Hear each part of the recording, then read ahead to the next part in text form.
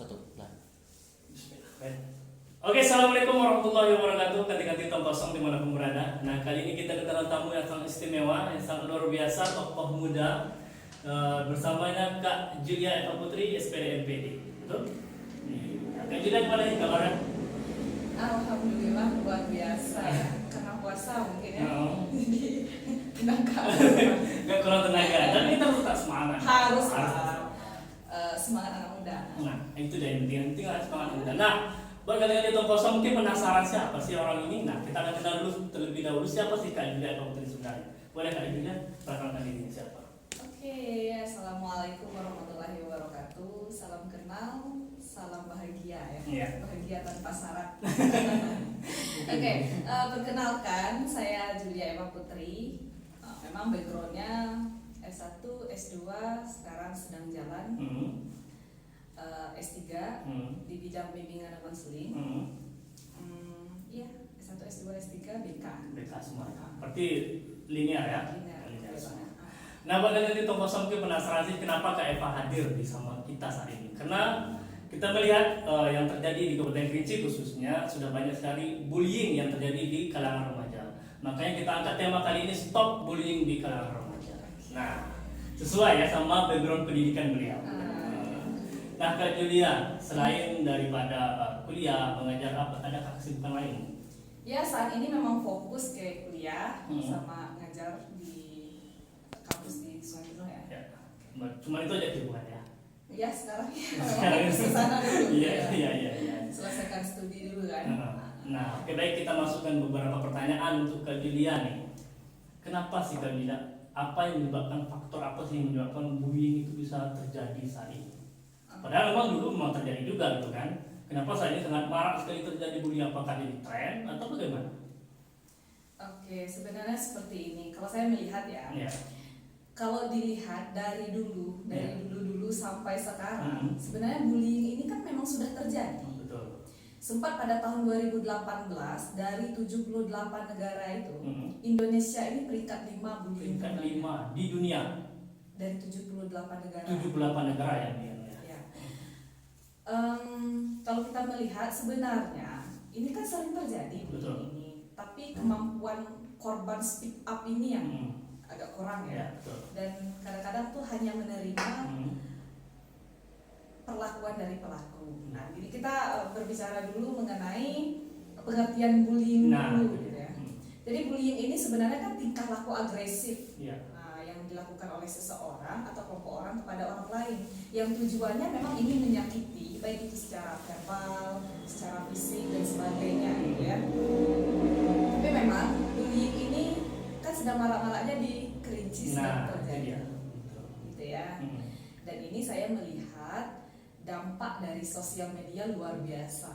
Kalau dulu mungkin terjadi juga, tapi memang dampak sosial media itu kan kurang gitu ya. Kalau sekarang kan dikit langsung viral gitu ya. Gitu. Jadi kalau untuk faktor-faktor yang mempengaruhi bullying ini tetap juga faktor X dan Y tadi. Nah, itu dia. Faktor X-nya sudah. Iya gini. Jadi kalau kita membahas, kita melihat kan anak yang banyak melakukan bullying ini kan memang di usia remaja. Betul. Menurut ahli ini kan Harlock ini dia mengatakan usia remaja ini 13 sampai 16-17 tahun pada masa remaja awal.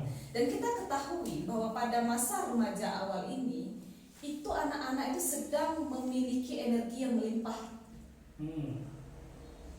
Energi yang melimpah ini harus dilepaskan ke aktivitas baik itu positif atau negatif. Dia harus tetap lepas ini. Kalau dia tidak lepas ke hal positif, otomatis ke negatif. Itu faktor internal. Faktor internal ya. Termasuk misalnya dari faktor eksternalnya lagi ya, karena dia faktor ini kan dia saling berhubungan. Berhubungan. Misalnya gini, kalau dari faktor eksternalnya bisa dari pola asuh orang tua, bisa dari lingkungan sekolah, masyarakat, semua bisa menjadi penyebab gitu ya. Anak-anak yang menyaksikan pada masa usia emasnya ya sekitar 3 tahun, 4 tahun menyaksikan orang tuanya yang melakukan kekerasan, itu secara tidak langsung kan mengajarkan kepada mereka. Nah, jadi faktor pola asuh orang tua di di sini sangat mempengaruhi ya. Jadi memang faktor internal dan eksternal itu tadi. Itu yang sangat mempengaruhi ya. Iya, di eksternal itu kan ada juga teman sebaya, pengaruh teman-temannya. Kadang mereka nggak terpikir mau melakukan perbuatan seperti itu, tapi karena ayolah gitu. Berarti ya pada intinya memang pengaruh lingkungan sangat berpengaruh besar. Sangat. Apalagi di kalangan remaja yang masih mencari jati diri mungkin ya. Iya. Mau kemana, apakah di positif, apakah di negatif. Ya. Dan energi itu kan harus tetap memang harus dilepaskan energi itu ya. Nah, itu ada teman-teman kosong. Jadi kita harus bijak ya dalam memilah teman, kawan gitu kan. Kalau sudah tahu kawan nakal, dan kita ikut nakal juga gitu kan ya. Sama kayak kita berteman dengan orang tukang parfum, kita harum gitu kan. Iya benar. Kan ya, gitu ya. Nah itu dia. Jadi buat teman-teman di rumah, jadi untuk menyikapi hal itu gitu kan, seperti apa sih Kak? Biar kita tidak langsung terpengaruh, walaupun kita punya teman nakal nih, gimana sih cara kita menahan gitu? Ini nakal nih, kau gak mau kawan, tapi dia bersikukuh ingin berteman dengan kita. Oke. Sebenarnya seperti ini ya Randy. Iya. Kalau kita melihat itu banyak anak-anak yang tidak menyadari bahwa dirinya sedang dibully. Nah itu dia.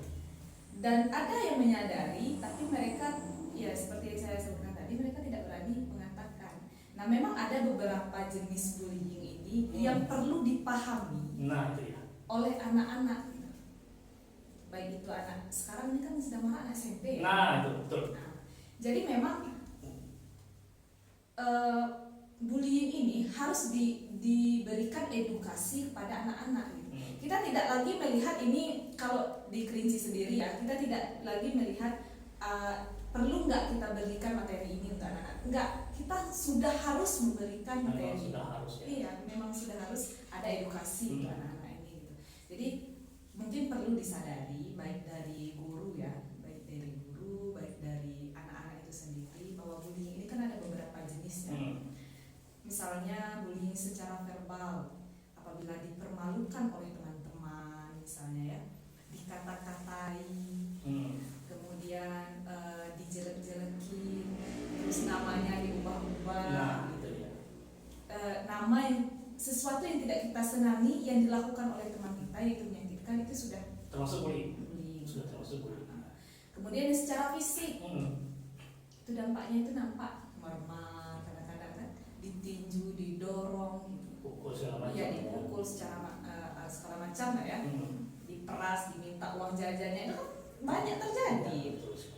Kadang-kadang yang kita sayangkan anak ini dia tidak tahu kalau dia sedang dibully, dan itu terjadi berulang-ulang karena ketidakberanian untuk speak up tadi, terus terjadi. Bahkan yang verbal bisa menimbulkan yang fisik juga. Jadi berbahaya bullying ya. Sangat berbahaya. Pada tingkat yang lebih tinggi ini kan bisa menyebabkan depresi, rasa cemas yang berlebihan gitu ya, anxiety, bahkan sampai bunuh diri. Wow. Mungkin yang kita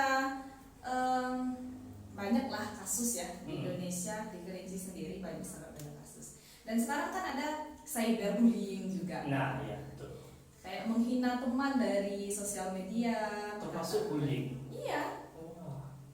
Jadi secara tidak langsung kita sudah jadi pelaku nampaknya ya. Iya, kalau rasanya tidak perlu dikomentari ya sudah gitu. Biarkan saja ya. Biarkan saja selagi itu nggak ada hubungannya dengan hidup kita ya. Kita tidak menyadari ternyata itu menimbulkan luka untuk orang lain gitu. Kalau secara fisik kita obati dan itu nampak. Tapi kalau verbal yang kena itu mental itu memang susah kita obati gitu. Lama ya, terngiang-ngiang ya. Jadi gitu ya. Memang harus disadari dulu dari gurunya memberikan edukasi kepada siswa, itu sangat penting, dari jenis-jenisnya tadi gitu, bentuk-bentuknya seperti apa gitu. Nah itu dia, jadi kita juga harus jangan sampai kita juga jadi pelaku secara tidak langsung ya. Nah, jadi harus bijak juga dalam bermedia sosial, jadi buat teman-teman di rumah yang nanti tahu kosong di mana pun berada. Jadi kalau kita ingin menyampaikan sesuatu, ya pikirkan dulu lah apa yang kita sampaikan. Jangan sampai kita menyinggung perasaan teman, kawan, ataupun pacar gitu kan, ataupun orang tua mungkin gitu kan. Iya betul. Secara tidak langsung kadang kita di rumah kan disuruh beli ini misal, tunggu ini marah-marah nanti, itu udah termasuk bullying atau gimana? Iya. Udah termasuk bullying? Kalau diminta apa? Minta tolong misalnya nih, tolong. kita nggak mau terus sibuk main game gitu kan? Kan remaja sekarang kan seperti itu nih, sedang sibuk main game, disuruh sama mama, kamu beli ini misalnya, kamu beli ini ini. Kalau dari pandangan saya ya, kalau hal-hal seperti itu mungkin bukan bullying, tapi memang sesuatu yang menyakitkan itu bisa termasuk bullying. Tapi tidak semua hal yang menyakitkan itu adalah bullying. Betul sekali. Jadi nggak bullying teman-teman ya. Iya. Nah ini yang sekarang terjadi di lingkungan remaja, khususnya di anak SMP yang sekarang sedang naik beritanya di media sosial manapun sudah kita lihat semua ya kasus yang terjadi antara anak SMP dan juga anak SD. Ini faktornya sangat gimana ya? Saya bingung dan heran kenapa hal ini bisa terjadi di dua instansi ini gitu. Ada SD, satu SMP. Dan kasusnya itu berebut kekasih. Itu kan hal yang pacar gitu. Itu kan hal yang gimana ya? Belum lah untuk mereka mengenal hal tersebut. Kalau kita pikirkan sebenarnya belum logis lah untuk mereka ya. Karena luar biasa. Apakah ini pengaruh media juga? Atau memang zamannya sudah seperti itu sekarang? Jadi seperti inilah ya kalau saya melihat. Kembali kita pada usia remaja tadi. Anak-anak ini kan memang mereka sedang punya energi yang lebih gitu ya. Jadi ketika hati mereka sakit gitu ya, merasa tersakiti gitu, merasa dikecewakan gitu ya.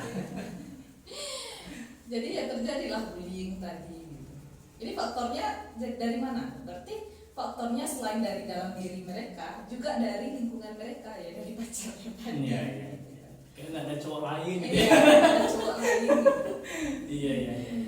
Jadi kalau di sekolah saat ini kan, ini mata pelajaran BK kan sudah dimasukkan kembali.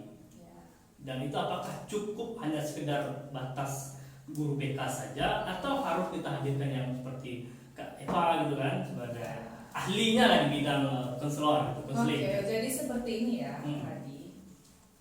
Kalau dari saya sendiri, kalau untuk upaya ya, berarti upaya ini ada preventif pencegahan atau kuratif pasca terjadinya bullying.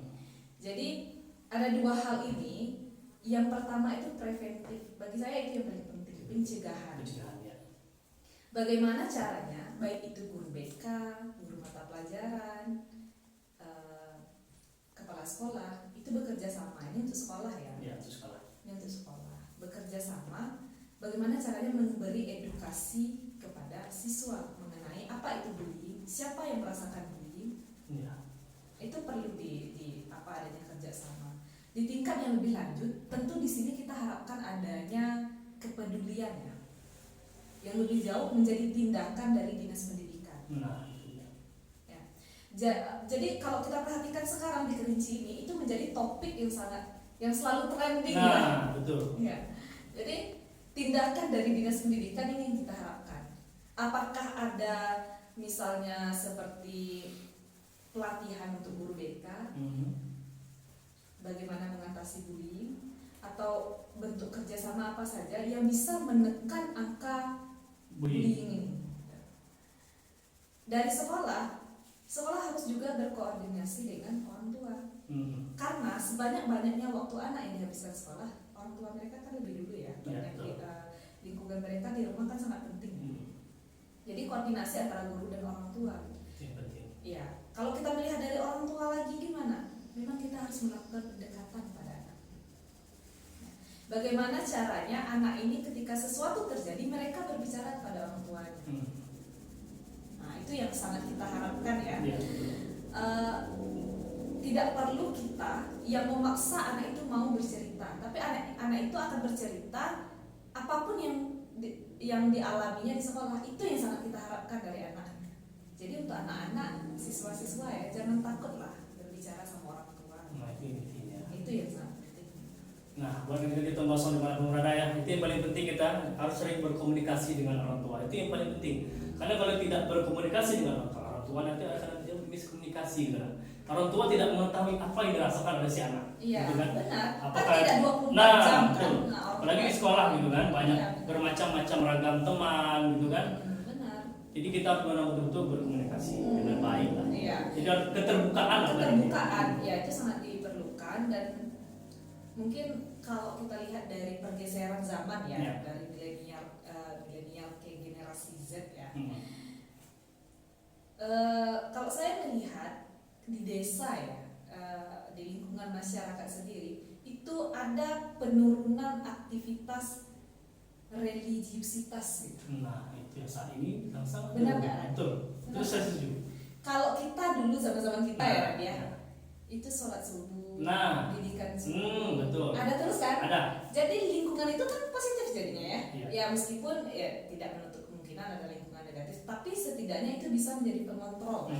Karena di saat usia remaja itu kan energi mereka harus lepas. Kalau ada remaja masjid, mungkin mereka akan lebih aktif ke sana. Ikut ke remaja masjid ya? Ikut ke remaja masjid. Nggak jadi nongkrong. Nggak jadi nongkrong, nggak jadi pacu-pacu motor seperti remaja kan. Karena memang ini dibiasakan dari kecil. Nah, peran masyarakat saya lihat di sana. Jadi program desa itu memang saya rasa itu sangat penting dan sangat perlu adanya kegiatan yang jelas ya untuk anak-anak TPA, TPQ gitu ya. Kemudian remaja muslim memang harus aktif. Kita ya hancurnya sebuah negara apabila generasinya hancur. Kan kita berharap sekarang generasi kita pun lebih bagus sehingga negara kita ke depannya lebih bagus. Betul. Ya. Setuju, saya setuju itu. Nah itu memang betul mengaktifkan kembali hal-hal yang positif lah. Karena saat ini sudah juga marah nih kebut-kebutan, bawa samurai, bawa celurit. Tujuannya nggak jelas. Jam 2, jam 3 keliling-keliling desa, cari lawan, cari musuh, akhirnya meninggal dunia. Dan siapa yang merugi? Ya diri kita juga yang rugi. Gitu. Jadi bijaklah dalam berteman, pilihlah teman yang baik, gitu, yang mengarahkan kita ke dinamika yang positif tentunya, bukan ke kosong dengan pemberana ya. Nah untuk pertanyaan selanjutnya mungkin sebagai closing statement ya dari Kak Eva, gimana sih kita sebagai orang tua, sebagai guru, sebagai anak mengatasi hal yang terjadi saat ini, bullying tentunya? Saya bisa hanya mengatakan satu hal, kolaborasi. Iya, orang tua, sekolah, masyarakat, itu yang paling penting. Dan di sini yang paling penting karena subjeknya adalah siswa anak ya, kolaborasi anak ini tidak bisa kita inikan ya, diabaikan tidak bisa. Bagaimana orang tua mungkin setiap hari tidak bisa mengikuti seluruh kegiatan anak ya, tapi setidaknya setiap malam itu tanyakan apa yang terjadi hari ini. Betul. Kadang perhatian itu yang kurang. Itu yang kurang. Nanti kalau ada apa-apa ceritanya dengan ibu ya. Nah, pendidikan yang seperti itu. Iya. Nah itu dia buat teman-teman Tongkosong dimanapun berada ya. Mungkin kayak conclusion statement kita hari ini apa? Dalam konteksnya stop bullying ya. Stop bullying gitu ya. Oke. Bentar. Stop dulu. Oke, clear. Apa